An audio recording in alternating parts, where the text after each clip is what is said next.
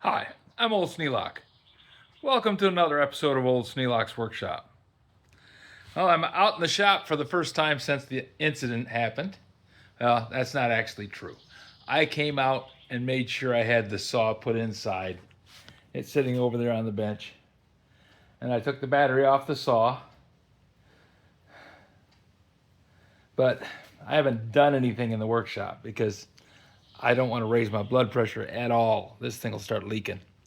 It's a pretty nasty cut. I changed the bandage today. It's not infected. That's good. Uh, no redness, no drainage, no problems. But it it looks like somebody put a jigsaw puzzle together with a sledgehammer. It's just tore up and ugly looking. I think there was some skin that just went flying off into the distance, and there's chunks of meat. It's just not good. Not going to show you. Just ugly sight. Don't want to put it on the video. I get blocked and banned. But what I was doing, give you an idea why it happened. See that little bit of material I was going to cut off the end of that right there?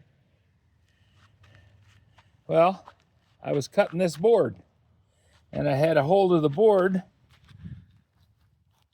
by putting my finger on the edge of the saw so that I could guide it along the line. And that's what got me in trouble. I had my hand too close to the blade. I didn't intend to have it in front of the blade, but I had my hand too close to the blade. And this thing here, you can see, it caught my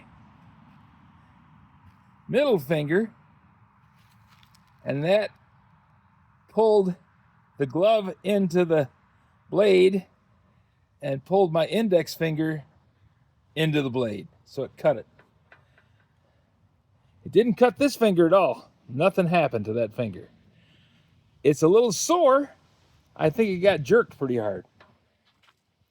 But this glove is pretty well toast. And I just took the glove off, tossed it on the ground, went in the workshop, turned the lights off, and said I'm not going to bother shutting the door. Went in the house, got a piece of paper towel, wrapped it around my hand, told Lydia I was going to the hospital to get some stitches because I knew I needed to have it sewed up. I could see it because it was right there in front of me. And so that's what I did. Went to Bronson Hospital. They treated me very nicely. Of course, it was Monday afternoon and very busy, but I got myself sewed up, and I got home about 3 in the morning. I wanted to close this door so that I could not have rain get in. Hasn't rained since the accident, but it's supposed to rain this afternoon.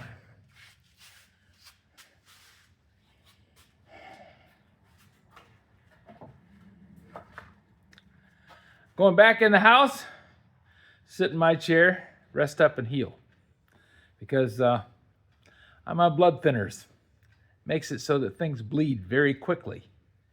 Can't get off blood thinners unless I want to go with heparin, which is still a blood thinner. It's just one of those things. When you have a mechanical heart valve, it tends to chop up the red blood cells. And that it's kind of hard on them. One of the funny things, that pair of gloves had developed a hole in the side of one of the fingers. And I said, I got to get a new pair of gloves. But these will hold up for a while. And I was actually thinking about sewing up the hole in the glove. Not much point right now. Now, I may keep the gloves because they will make good cups for blowtorches. It's good size, good thickness of leather, good brand of leather. You know, it's cowhide and fairly thick. And I can put them in the shop and just punch a bunch of holes in them and put those discs back so they can make cups for the pumps on blowtorches, because I seem to end up with a lot of blowtorches. It's one of those things. I see one sitting in for, you know, $5, $10. I want to pick it up and bring it home, because I think, oh, the poor thing, all it needs is a little love and tenderness. And that's me. So anyways, I got this done. Now, I promised Lydia I wouldn't do anything out here other than close the door, and so I didn't. I got a lot of things. I'm standing here looking at the stuff. I'm thinking, oh, I could split some firewood. Well, I'd have to put the log splitter together, because I really can't handle an axe with one hand and split firewood. It's possible, but I'm not taking any risks with anything. And once again, there you go, raising the blood pressure again.